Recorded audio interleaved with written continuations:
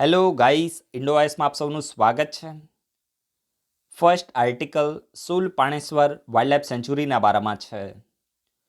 આ સુલ પાણેશ્વર wildlife century ગુજરાતના નર્મદા જિલ્લામાં લોકેટેડ છે. અત્યારે ન્યૂઝમાં કેમ છે તો જુઓ, યુનિયન એન્વાયરમેન્ટ મિનિસ્ટ્રી દ્વારા એક નોટિફિકેશનને ઇસ્યુ કરવામાં આવી છે અને આ નોટિફિકેશનના જરીએ આ વાઇલ્ડલાઇફ સેન્ચુરીના આસપાસના 121 ગામડાઓને ઇકો સેન્સિટિવ ઝોન તરીકે ઘોષિત કરવામાં આવ્યા છે. અને આ જ નોટિફિકેશનનો આ ગામડાઓમાં રહેતા ટ્રાઇબલ લોકો છે, ટ્રાઇબલ કમ્યુનિટીઝ છે, તો એના દ્વારા ખૂબ જ વિરોધ કરવામાં આવ્યો છે. અને ટ્રાઇબલ કમ્યુનિટીઝે આપણા વડાપ્રધાનને રિક્વેસ્ટ કરી છે, અર્જ કરી છે કે આ નોટિફિકેશનને પાછી લઈ લેવામાં આવે. જુઓ, એન્વાયરમેન્ટના પોઈન્ટ ઓફ વ્યૂ આ ઇકો સેન્સિટિવ ઝોન આ ટર્મ ખૂબ જ ઇમ્પોર્ટન્ટ છે. સ્પીપા દ્વારા 2019ની પ્રિલિમ એક્ઝામમાં ક્વેશ્ચન પૂછવામાં આવ્યો હતો. હું તમને જસ્ટ ખાલી અત્યારે હિન્ટ આપીશ, તમને હું ક્વેશ્ચન પૂછવાનો છું, રાઈટ. જ્યારે પણ કોઈ પણ એરિયાને ઇકો સેન્સિટિવ ઝોન તરીકે ઘોષિત કરવામાં આવે ને, તો એના ઉપર ઘણી બધી રિસ્ટ્રિક્શન આવી જાય. જે રીતે માની લો કે એગ્રીકલ્ચર લેન્ડ હોય તો એને તમે ટ્રાન્સફર ના કરી શકો નોન એગ્રીકલ્ચર પર્પઝ માટે. નોન એગ્રીકલ્ચર એટલે તમે સમજો ને, જે રીતે કોઈ કોમર્શિયલ પર્પઝ હોય, જે રીતે ઇન્ડસ્ટ્રી બનાવી છે, અથવા તો માની લો કે તમારે હાઉસ બનાવવું છે, રેસિડેન્શિયલ હાઉસ, તો આ બધું તમે કરી ના શકો. અને લેન્ડને તમારે ટ્રાન્સફર કરવા માટે પણ જે સ્ટેટ ગવર્મેન્ટ છે તો એની પરમિશન લેવી પડે. અને એટલા જ માટે આ ટ્રાઇબલ લોકો છે તો વિરોધ કરી રહ્યા છે કે ભાઈ આ તો બોલે કે અમારી જમીન છે ને તમે અમારી જમીન ઉપરથી જ હક છીનવી રહ્યા છો. અને એટલા માટે આ ટ્રાઇબલ લોકો વિરોધ કરી રહ્યા છે. તો આ તમને ખબર પડી ને, હું તમને આના વિશે ક્વેશ્ચન પૂછવાનો છે એટલા માટે. અધરવાઇઝ હું તમને ડિટેલમાં ઇન્ફોર્મેશન આપે ઇકો સેન્સિટિવ ઝોન વિશે, પણ મારે તમારું થોડું ઇન્ટરેક્શન કરાવવું છે. અત્યારે આપણે આ સુલ પાણેશ્વર વાઇલ્ડલાઇફ સેન્ચુરી વિશે ઇન્ફોર્મેશન લઈશું. તો જો સુલ પાણેશ્વર વાઇલ્ડલાઇફ સેન્ચુરી એ ગુજરાતના નર્મદા જિલ્લામાં છે, તો આ તો તમને ખબર પડી. પણ વધારે એનું સ્પેસિફિક લોકેશન આપણે જાણીએ તો નર્મદા રિવર છે, આપણી જે નર્મદા નદી છે, તો એની સાઉથમાં જે સાતપુરા રેન્જ છે તો એની વેસ્ટર્ન સાઇડ લોકેટેડ છે. યાદ રાખજો, ઇમ્પોર્ટન્ટ છે. અહીંયા તમને છે ને કન્ફ્યુઝ કરવા માટે વિંધ્યા રેન્જ આપી દે, રાઈટ. આ તો જીપીએસસી યુપીએસસી છે, તો આ તમારે યાદ રાખવાનું છે કે નર્મદા નદીના સાઉથમાં જે સતપુરા રેન્જ છે તો એની વેસ્ટર્ન સાઇડ લોકેટેડ છે. એના સિવાય આને ખાસ કરીને બે સ્ટેટની બાઉન્ડ્રી ટચ થાય છે. ઇમ્પોર્ટન્ટ છે, બે સ્ટેટ સાથે પોતાની બાઉન્ડ્રી શેર કરે છે આ વાઇલ્ડલાઇફ સેન્ચુરી. એક છે મધ્યપ્રદેશ અને મહારાષ્ટ્ર. અહીંયા તમને કન્ફ્યુઝ કરવું હોય તો અહીંયા તમને રાજસ્થાન આપી દે, રાઈટ. પણ તમારે શું યાદ રાખવાનું છે કે જે સુલ પાણેશ્વર વાઇલ્ડલાઇફ સેન્ચુરી છે તો એ મધ્યપ્રદેશ અને મહારાષ્ટ્ર સાથે પોતાની બાઉન્ડ્રી ટચ કરે છે, બાઉન્ડ્રી શેર કરે છે. આટલું તમારે યાદ રાખવાનું છે, એક્ઝામના પોઈન્ટ ઓફ વ્યૂ રેલેવન્ટ છે. હવે જો આ ઇકો સેન્સિટિવ ઝોન છે ને, તો આના વિશે ઇન્ફોર્મેશન આપો કે આને કયા એક્ટના તહેત ઘોષિત કરવામાં આવે છે, ડિક્લેર કરવામાં આવે છે. મોસ્ટ ઇમ્પોર્ટન્ટ એક્ટ છે, દરેક લોકોને ખબર હોવી જોઈએ કે આ એક્ટના તહેત ઇકો સેન્સિટિવ ઝોન છે તો એને ઘોષિત કરવામાં આવે છે. પછી તમે એ કહેજો કે જે ખાસ કરીને કોઈ પણ એરિયા છે તો ઇકો સેન્સિટિવ ઝોન તરીકે ઘોષિત થઈ જાય તો એમાં કઈ કઈ એક્ટિવિટી ઉપર પ્રોહિબિશન, એટલે કે કઈ કઈ એક્ટિવિટી બેન હોય છે, એટલે કે કઈ એક્ટિવિટી તમે કરી શકતા નથી. આ તમને ખબર હોવી જોઈએ. દરેક લોકો વિડીયોના કમેન્ટ બોક્સમાં પાર્ટિસિપેટ કરે અને તમારી નોટ્સની અંદર જરૂરથી તમે નોટ ડાઉન કરજો. ડાયરેક્ટ ક્વેશ્ચન બનશે, રાઈટ. એના પછી જે નેક્સ્ટ આર્ટિકલ છે તો એ દિબ્રુ સૈખોવા નેશનલ પાર્કના બારામાં છે. આ દિબ્રુ સૈખોવા નેશનલ પાર્ક છે તો આસામમાં છે. અને અહીંયા પણ જે ટ્રાઇબલ લોકો છે તો એને રિહેબિલિટેટ કરવાની વાત છે, તો એ આપણી માટે ઇમ્પોર્ટન્ટ નથી. ત્યાંના જે સીએમ છે તો એને એવું કીધું છે કે ભાઈ આપણે 31 જાન્યુઆરી સુધીમાં અહીંના જે ટ્રાઇબલ લોકો છે તો એને રિહેબિલિટેટ કરી દઈશું. તો એ આપણી માટે ઇમ્પોર્ટન્ટ નથી, આપણી માટે આનું લોકેશન ઇમ્પોર્ટન્ટ છે. તો જો આસામમાં છે તો આ તો તમને ખબર પડી. હવે અહીંયા પણ એક રિવર છે, મેઇનલી જે બ્રહ્મપુત્રા રિવર છે તો એની સાઉથ બેંક ઉપર, એટલે કે જે સાઉથનો જે કિનારો હોય તો ત્યાં આ જે દિબ્રુ સૈખોવા નેશનલ પાર્ક છે તો લોકેટેડ છે. જેમ નર્મદા રિવર હતું તો એમાં પણ સાઉથ હતું ને, તો અહીંયા તો તમારે શું યાદ રાખવાનું છે કે જે બ્રહ્મપુત્રા રિવર છે, આસામમાંથી જે બ્રહ્મપુત્રા ફ્લો કરે છે તો એ બ્રહ્મપુત્રા રિવરના સાઉથ બેંકમાં સિચ્યુએટેડ છે. એના સિવાય it is the largest swamp forest in north eastern. Swamp એટલે તમે સમજો ને, એટલે કે અહીંયા દલદલીય જંગલ આપણે કહીએ, દલદલીય આપણે એને કહીએ, તો નોર્થ ઇસ્ટમાં જે લાર્જેસ્ટ સ્વમ્પ ફોરેસ્ટ છે તો આની અંદર જોવા મળે છે. દલદલીય જંગલો છે તો આની અંદર જોવા મળે છે દિબ્રુ સૈખોવા નેશનલ પાર્કમાં. And it is important, identify as the important bird area by the bird life international. તો આ તો લગભગ બીજા ત્રીજી વખત અત્યારે થોડા દિવસમાં જ આવ્યું છે. તો દિબ્રુ સૈખોવા નેશનલ પાર્ક છે તો આને પણ જે બર્ડ લાઈફ ઇન્ટરનેશનલ છે તો એના દ્વારા ઇમ્પોર્ટન્ટ બર્ડ એરિયા તરીકે ઘોષિત કરવામાં આવ્યું છે. યાદ રાખજો, ઇમ્પોર્ટન્ટ બર્ડ એરિયા કોણ ઘોષિત કરે, ફરીથી કહું છું, bird life international. Direct question બને છે, રાઈટ. અને it is the most famous for a rare white wing wood duck as well as the feral horses. આ ફેરલ હોર્સિસ એટલે શું થાય, જે જંગલી ઘોડા હોય ને તો એની માટે ફેમસ છે. સાથે સાથે જે વ્હાઇટ વિંગ એટલે કે જે સફેદ પાંખોવાળા જે વુડ ડક છે તો એની માટે આ જે દિબ્રુ સૈખોવા નેશનલ પાર્ક છે તો ફેમસ છે. આ તો જસ્ટ ખાલી થોડા ફેક્ટ થાય છે, પણ કદાચ એક્ઝામમાં આવી જાય તો તમે સાંભળેલું હોય ને તો વાંધો ના આવે, કારણ કે યુપીએસસી છે ને થોડા ડિટેલમાં ક્વેશ્ચન પૂછે છે વાઇલ્ડ લાઇફ સેન્ચુરીના વિશે, રાઈટ. આ પ્રકારના જે નેશનલ પાર્ક અને વાઇલ્ડ લાઇફ સેન્ચુરી હોય તો યુપીએસસીમાં ડાયરેક્ટ જસ્ટ ખાલી હવે નેશનલ પાર્કને કયા સ્ટેટમાં છે આટલું નથી પૂછવામાં આવતું, રાઈટ. તો એ તમારે યાદ રાખવાનું છે. યુપીએસસી શું કરે, તમને છે ને એની ઇકોસિસ્ટમ છે તો એના વિશે તમને 3-4 સ્ટેટમેન્ટ આપી દે. કોઈ પણ વાઇલ્ડ લાઇફ સેન્ચુરી અથવા તો નેશનલ પાર્ક હોય તો એની ઇકોસિસ્ટમ વિશે 3-4 સ્ટેટમેન્ટ આપી દે. ત્યાં માની લો કે એના વિશે કોઈ પણ એના લોકેશન સ્પેસિફિક કે આ જગ્યાએ આ સ્ટેટમાં લોકેટેડ છે, આ પ્રકારની ઇકોસિસ્ટમ ત્યાં જોવા મળે છે, બતાવો તો આ વાઇલ્ડ લાઇફ સેન્ચુરી કઈ છે. તો ત્યારે આ પ્રકારના ડિટેલમાં ક્વેશ્ચનો આવતા હોય તો તમે જસ્ટ ખાલી સાંભળેલું હોય ને તો પણ તમે ક્વેશ્ચનને ટીક માર્ક કરી શકો, કારણ કે હવે યુપીએસસીનું લેવલ કન્ટિન્યુઅસલી વધી રહ્યું છે. યુપીએસસી કોઈ દિવસ જે પહેલાં તમને ક્વેશ્ચનો જોવા મળતા હતા, હવે એવા ફાલતુ અને ચાલુ લેવલના ક્વેશ્ચનો હવે આવતા નથી, રાઈટ. તો તમારે એ રીતે તૈયાર થવું પડે. અત્યારે જે ચેનલો તમને જોવા મળે છે, અમુક એવા ગધેડા જેવા ફાલતુ ટીચરો તમને યુટ્યુબમાં મળી જશે. હું તમને ડેલિબરેટલી આ શબ્દનો યુઝ કરું છું, અને રિયલમાં હવે જે લેવલ ચેન્જ થયું છે એ પ્રમાણે આ લોકો શું કરે છે, હું તમને ફેક્ટ કહું છું. જો આપણે છે ને કોઈથી કોઈ દુશ્મની નથી, કોઈ કંઈ આપણે લેવા દેવા નથી, પણ રિયલમાં કેવું છે કે એ લોકો ખુદે કોઈ તૈયારી કરી જ નથી. એ લોકો અત્યારે છે ને હજુ પણ આજથી લઈને 10 વર્ષ પાછળ ચાલી રહ્યા છે, હજુ પણ એવા ક્વેશ્ચનો લઈને આવે છે. જો હું જ્યારે પણ એવું બોલતો હોઉં ને કે એક ટીચર છે તો એ સમજવાનું કોઈ એક પર્ટિક્યુલર ટીચરની વાત નથી, મેજોરિટી ટીચરની વાત છે ને. ગુજરાતના ટીચરને હું ટાર્ગેટ નથી કરતો, નેશનલ લેવલના ટીચરો છે જે મોટી મોટી ચેનલોને અત્યારે છોડીને અત્યારે શું કરી રહ્યા છે, ખાસ કરીને અનએકેડમી જેવી જે ચેનલો છે તેમાં જોઈન કરીને વેચાઈ રહ્યા છે ને લોકોને ડાયરેક્ટ છે ને એ લોકો ઇન્ફ્લુઅન્સ કરે છે. શું બોલે કે આ તમે પાસવર્ડ યુઝ કરો અને તમને 10% ડિસ્કાઉન્ટ મળશે, અને છોકરાઓને ગુમરાહ કરી રહ્યા છે. પણ એ લોકોને ખુદને ખબર નથી કે યુપીએસસીમાં કેવા ક્વેશ્ચનો આવે છે. વન લાઇનર ક્વેશ્ચનો લઈને એમસીક્યુની સિરીઝ લઈને આવી જાય છે, અને એવા ક્વેશ્ચન ક્યારે આવતા નથી, રાઈટ. તો તમારે આવું નથી કરવાનું, ડિટેલમાં તમારે સ્ટડી કરવાની છે. અને જે એક્ઝામનું લેવલ ચેન્જ થાય છે એ પ્રમાણે તમારે શું કરવાનું છે, પોતાનું લેવલ ચેન્જ કરવાનું છે. અને ક્યારે પણ કોઈ ફાલતુ ટીચરોના ઇન્ફ્લુઅન્સમાં આવવાનું નહીં. ઇવન હું પણ તમને એવું ક્યારે ગુમરાહ કરતો એવું લાગું તો મારા વિડીયો જોવાનું પણ બંધ કરી દેવાનું. પણ જો એક્ઝામમાં પાસ થવું હોય તો આવા ટીચરોથી તમે બચજો, અધરવાઇઝ તમારી લાઈફ છે તો ખરાબ થઈ જશે. ઇવન તમારો જે સમય છે, જે તમે વિડીયોને જોવા માટે વેડફો છો, એ પણ ખરાબ થશે. તો આ જે અનએકેડમીમાં જે પણ આવી ગયા છે એનાથી તમે બચી રહેજો. મારી ઉપર પણ ઘણા બધા મેસેજો આવે છે, ને અમુક તો વચ્ચે કોઈ એક નામ લખીને મને મોકલ્યું કે પાછો નામની પાછળ આ રીતે સર લગાવે છે, પોતાનું નામ લખે છે, મારે એનું નામ નથી યુઝ કરવું, પાછો સર લગાવે છે અને બોલે કે મારે તમારી ચેનલ ઉપર માર્કેટિંગ કરવું છે, મારો કોન્ટેક્ટ કરો. ભાઈ હું તારો શાને કોન્ટેક્ટ કરું, તારે કામ હોય તો સામેથી ફોન કર ભાઈ, બરાબર. પાછો મને ઓર્ડર કરે, મને ફોન કરો અને મારે માર્કેટિંગ કરું. હું શું કરવા કરું ભાઈ તારું માર્કેટિંગ, રાઈટ. એટલે આવા ગધેડાઓ તમને મળી જશે, તો મહેરબાની કરીને આવાથી બચીને રહેજો. અધરવાઇઝ તમારા પૈસા જશે, ટાઈમ પણ જશે, અને કહેવાય ને કે તમારો સમય ખૂબ જ વેડફાઈ જશે. તો આ બધી વસ્તુથી તમારે બચવાનું છે, અને એ જ વસ્તુ મારે તમારે કહેવી છે કે જે એક્ઝામના પોઈન્ટ ઓફ વ્યૂ શું રેલેવન્ટ છે ને એને તમારે આઈડેન્ટિફાઈ કરવાનું છે, અધરવાઇઝ તમારો સમય છે તો વેડફાઈ જશે. તો અહીંયા કેવા પ્રકારના ફોરેસ્ટ જોવા મળે છે એના વિશે પણ આપણે ઇન્ફોર્મેશન લઈએ તો મેઇનલી અહીંયા જે સેમી એવરગ્રીન ફોરેસ્ટ છે, ડેઝિડિયસ ફોરેસ્ટ છે, પછી લિટોરલ અને સ્વમ્પ ફોરેસ્ટ છે તો એ જોવા મળે છે, અને એના સિવાય જે વેટ એવરગ્રીન ફોરેસ્ટ છે તો એ પણ જોવા મળે છે. તો આ રીતે પણ તમારે યાદ રાખવાનું છે. આવો જ એક નામદાફા નેશનલ પાર્ક જે અરુણાચલ પ્રદેશ છે તો એની અંદર કેવા પ્રકારના ફોરેસ્ટ જોવા મળે છે એના વિશે યુપીએસસીએ ક્વેશ્ચન પૂછેલો છે, રાઈટ. નામદાફા નેશનલ પાર્ક વિશે યુપીએસસીએ લગભગ 3 ક્વેશ્ચનો પૂછેલા છે, એટલું ઇમ્પોર્ટન્ટ નેશનલ પાર્ક છે, રાઈટ. તો એ તમને ખબર હોવી જોઈએ. અને મુગુરી મોતાપુંગ વેટલેન્ડ છે તો આ ખાસ કરીને શું છે, એક આ રિઝર્વનો ભાગ છે. આ તમે યાદ રાખજો, ખૂબ જ ઇમ્પોર્ટન્ટ છે. આ વેટલેન્ડ કયા નેશનલ પાર્કમાં આવેલું છે, તો જે દિબ્રુ સૈખોવા નેશનલ પાર્ક છે તો એની અંદર આ મુગારી મોતાપુંગ વેટલેન્ડ છે તો આવેલું છે. આ પણ તમને ખબર હોવી જોઈએ. કદાચ યુપીએસસીમાં આ રીતે પણ ક્વેશ્ચન પૂછી લેવામાં આવે કે આ વેટલેન્ડ કયા સ્ટેટની અંદર લોકેટેડ છે, તો આસામમાં કઈ વાઇલ્ડ લાઇફ સેન્ચુરી અથવા કયા નેશનલ પાર્કમાં, તો દિબ્રુ સૈખોવા નેશનલ પાર્કમાં લોકેટેડ છે. આ તમને ખબર હોવી જોઈએ. બસ આટલું તમે યાદ રાખજો, એક્ઝામના પોઈન્ટ ઓફ વ્યૂ ખૂબ જ રેલેવન્ટ ટોપિક હતો. એના પછી જે નેક્સ્ટ આર્ટિકલ છે તો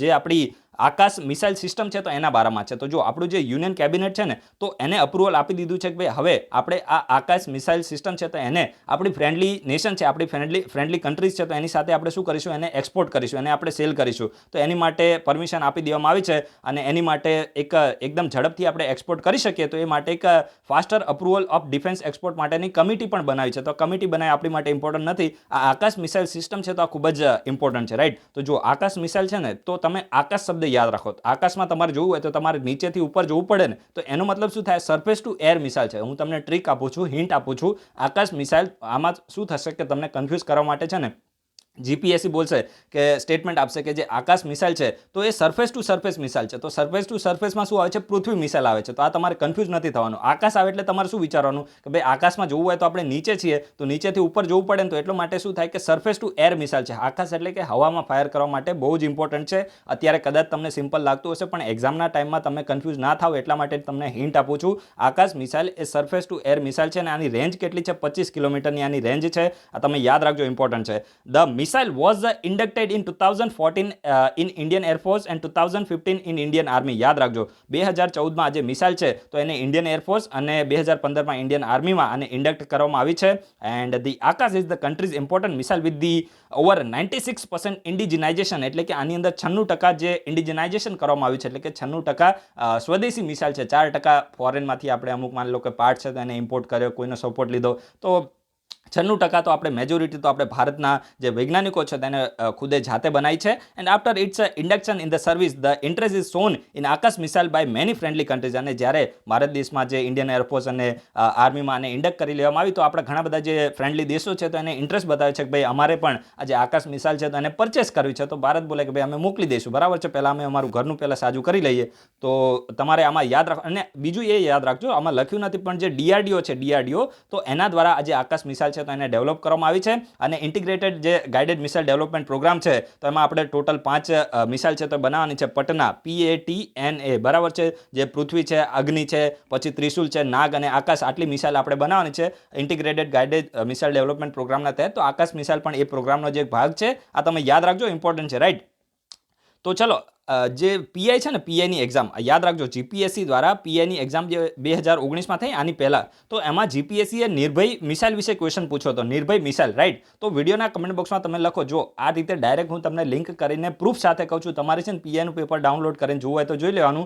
એમાં તમને નિર્ભય મિસાઇલ વિશે ક્વેશ્ચન જોવા મળશે. તો નિર્ભય મિસાઇલ વિશે જીપીએસસીએ ક્વેશ્ચન પૂછ્યો હતો. તમને 4 સ્ટેટમેન્ટ આપેલા હતા. તો દરેક લોકો વિડીયોના કમેન્ટ બોક્સમાં પાર્ટિસિપેટ કરે કે આ નિર્ભય મિસાઇલ છે તો કોના દ્વારા ડેવલપ કરવામાં આવી છે, કેવા પ્રકારની મિસાઇલ છે, એની રેન્જ કેટલી છે, એની પેલોડની કેપેસિટી કેટલી છે, આ બધું તમને ખબર હોવી જોઈએ, રાઈટ. તો દરેક લોકો વિડીયોના કમેન્ટ બોક્સમાં પાર્ટિસિપેટ કરે અને રિવિઝન કરે. ફરીથી જીપીએસસીમાં પીઆઈમાં ક્વેશ્ચન આવી જાય, ડીવાયએસઓ, એસટીઆઈ, કોઈ પણ એક્ઝામ આવી જાય તો તમારે એની માટે તૈયાર રહેવાનું છે, રાઈટ. એના પછી જે નેક્સ્ટ આર્ટિકલ છે તો એ કોન્કરન્ટ લિસ્ટના બારામાં છે. હવે જો આપણું જે કોન્સ્ટિટ્યુશન છે તો એનું 7th શેડ્યુલ છે. 7th શેડ્યુલ છે તો એમાં યુનિયન લિસ્ટમાં કેટલા સબ્જેક્ટ આવશે, સ્ટેટ લિસ્ટમાં કેટલા સબ્જેક્ટ આવશે, એના સિવાય જે કોન્કરન્ટ લિસ્ટ છે તો એમાં કેટલા સબ્જેક્ટ આવશે, તો એના વિશે ઇન્ફોર્મેશન આપવામાં આવી છે, રાઈટ, 7th શેડ્યુલમાં. તો અત્યારે જે આપણી CII છે ને, કોન્ફેડરેશન ઓફ ઇન્ડિયન ઇન્ડસ્ટ્રી, તો એના દ્વારા જે સેન્ટ્રલ ગવર્મેન્ટ છે તો એને રિક્વેસ્ટ કરવામાં આવી છે કે ભાઈ આ જે ટુરિઝમ છે, ટુરિઝમ તો એ અત્યારે સ્ટેટ લિસ્ટમાં આવે છે તો એને તમે શું કરો, એને તમે કોન્કરન્ટ લિસ્ટમાં એને તમે સામેલ કરી દો. આ પ્રકારની રિક્વેસ્ટ કરવામાં આવી છે. કોના દ્વારા? તો CII દ્વારા સેન્ટ્રલ ગવર્મેન્ટને રિક્વેસ્ટ કરવામાં આવી છે કે આની માટે એક એક્ટ પસાર કરીને તમે આને શું કરી દો, જે સેન્ટ્રલ ગવર્મેન્ટ અને સ્ટેટ ગવર્મેન્ટ બંને આના ઉપર કાયદો બનાવી શકે. હવે કોન્કરન્ટ લિસ્ટ આવે એટલે શું થાય? સમવર્તી સૂચિ જેને આપણે કહીએ ને, તો એના ઉપર જ્યારે પણ કોઈ પણ આઇટમ છે, કોઈ પણ સબ્જેક્ટ છે તો એ કોન્કરન્ટ લિસ્ટમાં આવતો હોય તો સેન્ટ્રલ ગવર્મેન્ટ, સ્ટેટ ગવર્મેન્ટ બંને એના ઉપર કાયદો બનાવી શકે. તો એટલા માટે જે CII દ્વારા સરકારને એવું કહેવામાં આવ્યું છે કે ભાઈ તમે આને શું કરી દો, જે કોન્કરન્ટ લિસ્ટ છે તો એની અંદર ટુરિઝમને સામેલ કરી દો. તો ઘણા સમયથી ચાલ્યું આવે છે. આના વિશે તમારે કોઈ યાદ રાખવાની જરૂર નથી.